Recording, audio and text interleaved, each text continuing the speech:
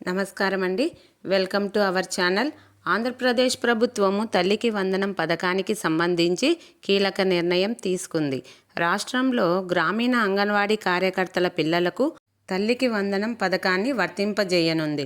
2026-27 సంవత్సరం నుండి తల్లికి వందనం పథకం అంగన్వాడీలకు అమలు చేయనున్నట్లు విద్యాశాఖ మార్గదర్శకాలు విడుదల చేసింది. రాష్ట్ర వ్యాప్తంగా మొత్తం 55,792 మంది అంగన్వాడీ కార్యకర్తలు ఉన్నారు. వీరిలో గ్రామీణ ప్రాంతాల్లో 42,860 మంది ఉండగా, గిరిజన ప్రాంతాల్లో 4,695 మంది, పట్టణ ప్రాంతాల్లో 8,237 మంది విధులలో ఉన్నారు. అయితే ప్రభుత్వం తీసుకున్న తాజా నిర్ణయంతో రాష్ట్ర వ్యాప్తంగా 47,055 మంది అంగన్వాడీ కార్యకర్తలు లబ్ధి పొందనున్నారు.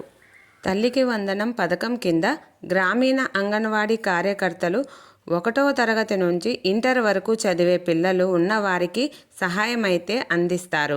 రాష్ట్ర వ్యాప్తంగా గ్రామాల్లో, పట్టణాల్లో అంగన్వాడీ కార్యకర్తలకు నెలకు 11,500 రూపాయలు వేతనమైతే చెల్లిస్తున్నారు.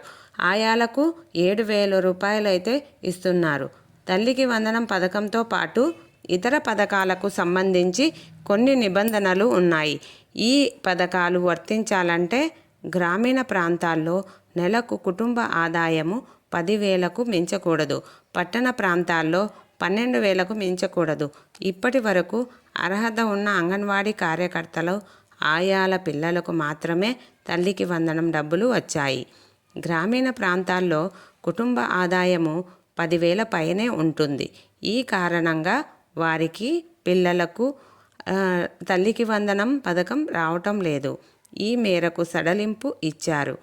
రాష్ట్ర ప్రభుత్వం గ్రామీణ ప్రాంత అంగన్వాడీ కార్యకర్తల పిల్లలకు తల్లికి వందనం వర్తింపజేయడంపై మంత్రి గుమ్మడి సంధ్యారాణి ఆనందం వ్యక్తం చేశారు.